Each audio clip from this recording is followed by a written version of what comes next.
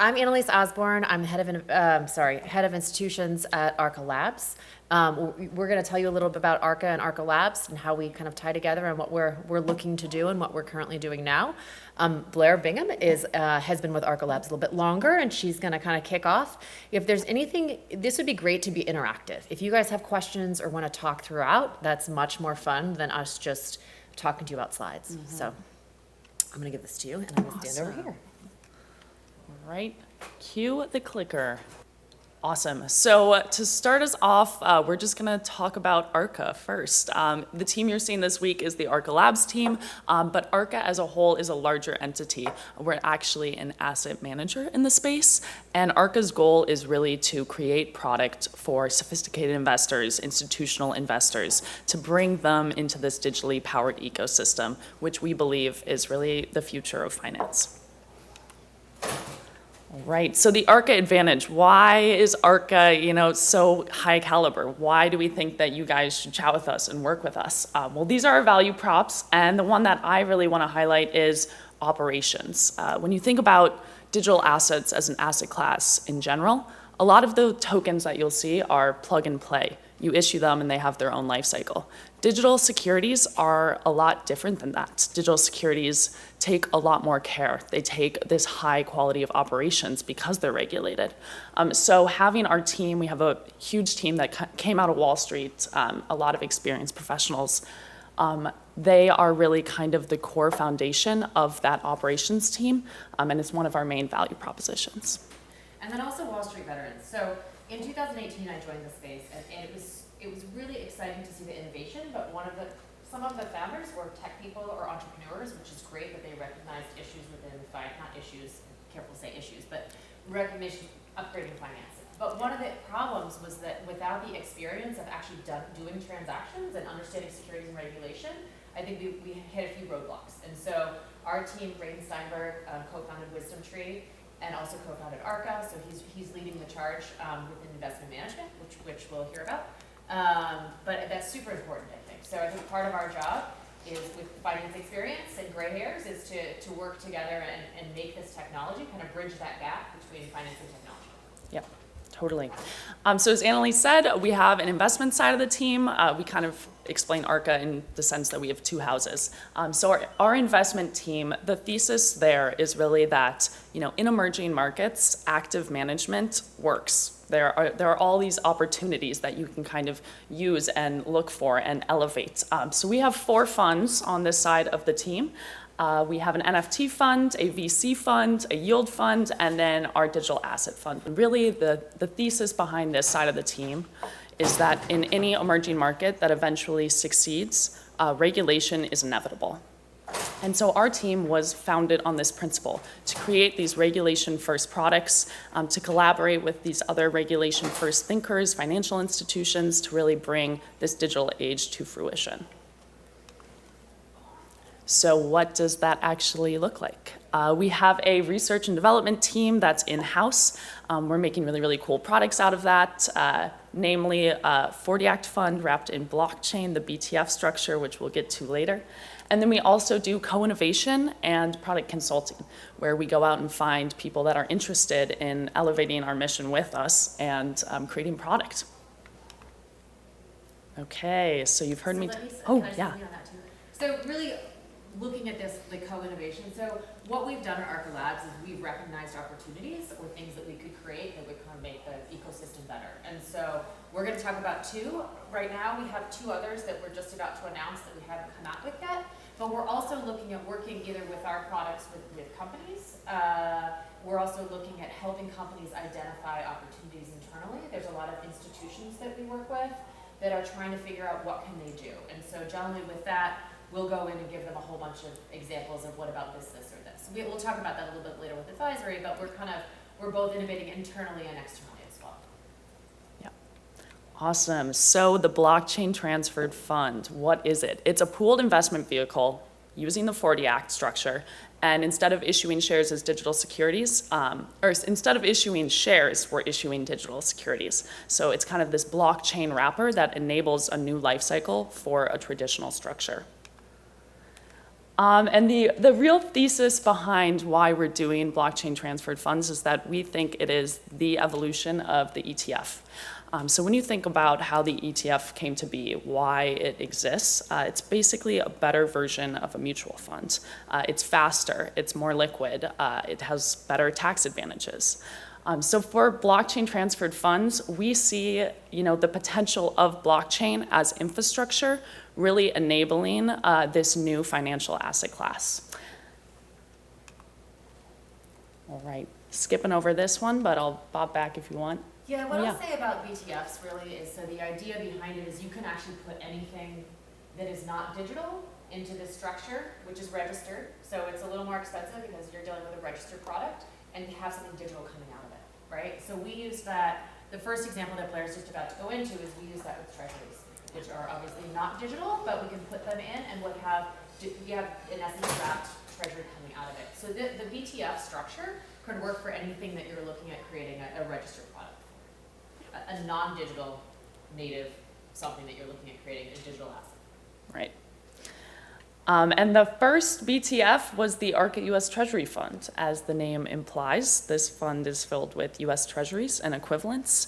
And back in 2018, when we launched this unit, we started working with the SEC to bring this fund to market. We worked with them for 2 years, and then in July of 2020, we were granted effectiveness for what we call, the first stage of this product. And really what we're doing now with ArCoin, which is the digital share of this fund, is we're working to implement some of the use cases around it and really give it a full life cycle, since it is kind of this relatively stable value token. It has a lot of applications within the ecosystem. Most exciting, in my opinion, about the BTF is this second point right here. That you are allowed now to hold your share in a wallet of your choosing. And in the future, as we continue to evolve this structure, I think the real hope is that, we'll be able to use ArCoin as collateral in a DeFi program to, get another token out. So the life cycle is not just stuck to this one investment. It becomes a medium of exchange and an investment. So it really kind of opens up, redefines finance, and allows a token to have this opportunity set.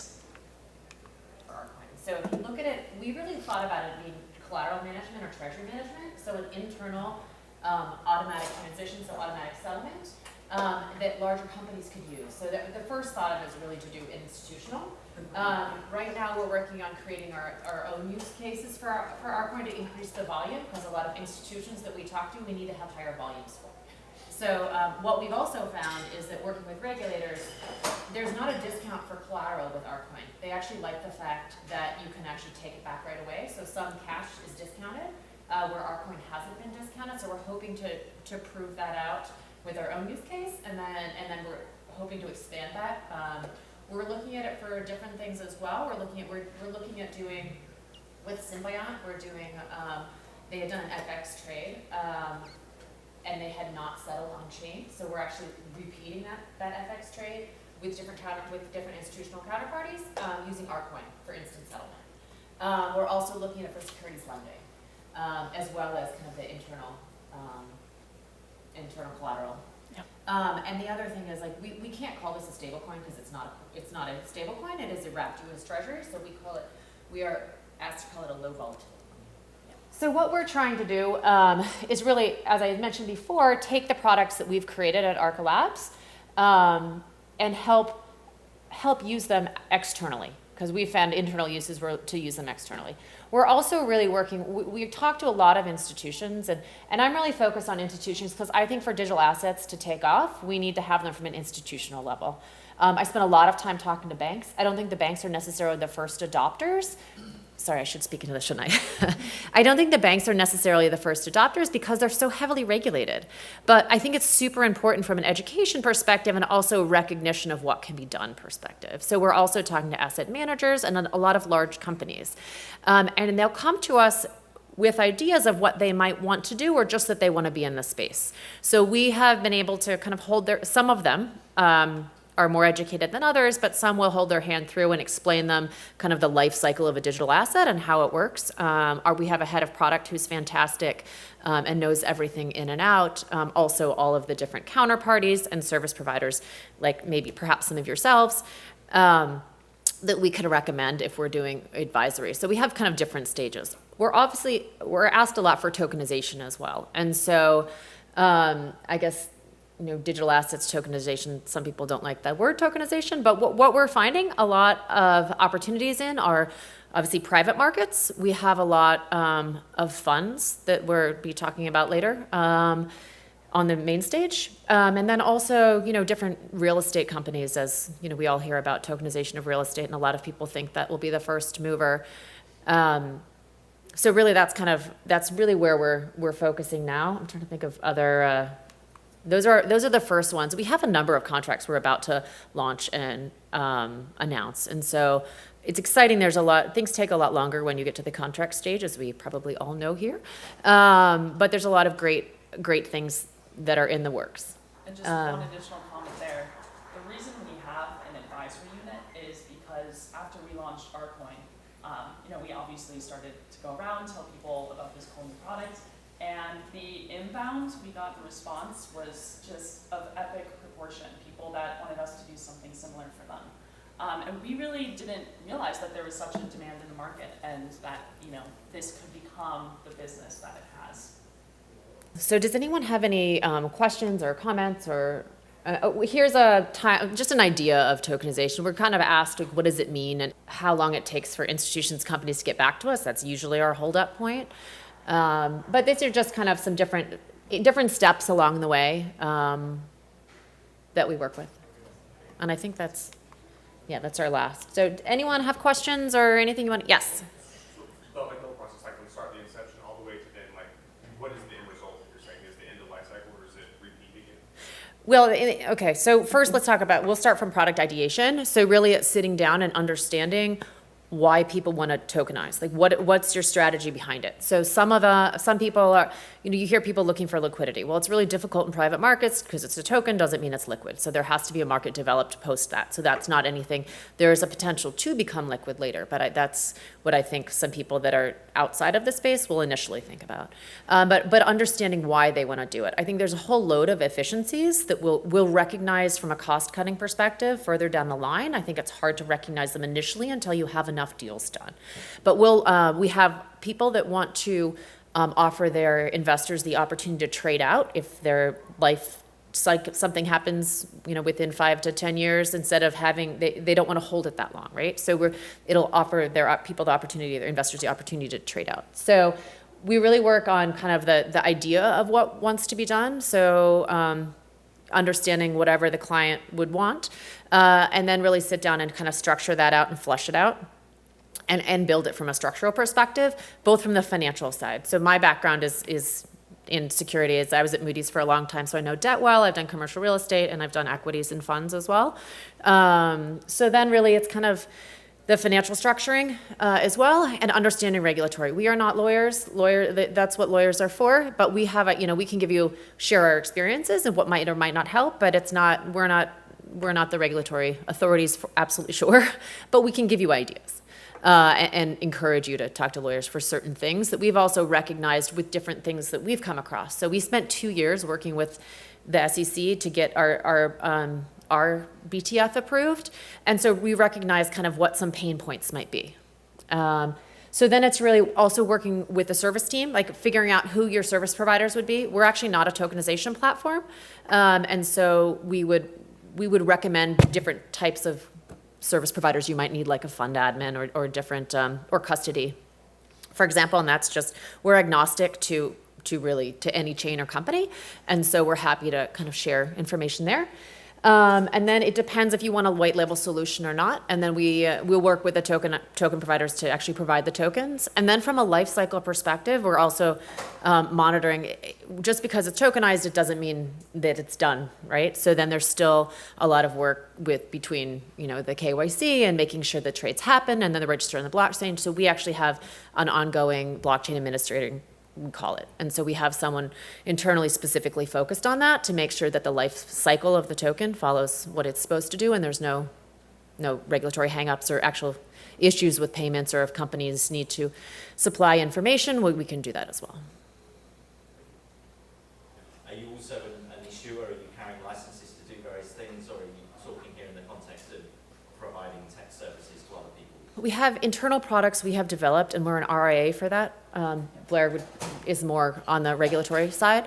And then we're also providing advisory services really because of all the inbound that's come in, that could be either to, like, we can co-create and co-brand things together, or we can help from an advisory function. So this right now, this is an advisory function that's not necessarily working with us, but we are an RIA because of our treasury fund. And the other side of the house is the asset manager. Great, makes sense, thank you. Yeah. Another question? I think I saw a hand. Yes? Once you launch one of these things, talk more about what the practical experience is about getting these things on an exchange and having them actually really trade. It sounds like you're not necessarily, you can help hand them off to exchanges, but what's, practically speaking, give me a real life case of somebody who's gone through this whole process with you and then really got it trading on an exchange and what they did and what that was all about. Sure, we're just launching advisory now, so we don't have real life cases that we can share with you for that. In the past life cycles, we've worked with, different exchanges that we can point you to and share, actual digital assets that have traded. There's not a lot in the security token market that actually is active in trading. And I'm really looking, the way that I look at the world is I really think, we did a study that we launched early this year with Coalition Greenwich, and 77% of the financial respondents that were financial professionals that were questioned thought that securities would be digital in 5 to 10 years, right? And so I believe that traditional finance should be upgraded, as in digitized, and so I feel like that's our job. So we haven't actually created tokens that trade. To this point, we've created ArCoin, which we're working with the SEC to do peer-to-peer transfer, and that technically can trade. It can trade right now, but not for we're looking for the peer-to-peer transferability. But I'm happy to.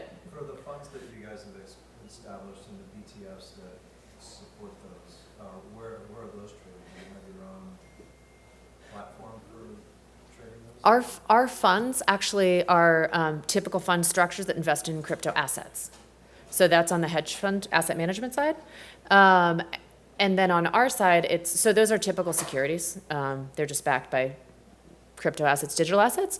On our side, we have the BT fund structure, and the only thing that we've launched internally out of that is the ArCoin, which is what we were talking about, the wrapped US Treasury. So we don't have, our typical funds haven't traded on exchanges. Do you want to talk about what's the fund structure? Sorry, can I just... Okay, well, we're here. We're based in New York. Asset manager is based out in California. And so we'd love to hear from you, or work together, questions, or if you're ever in town, grab a coffee. So thank you so much. Appreciate it.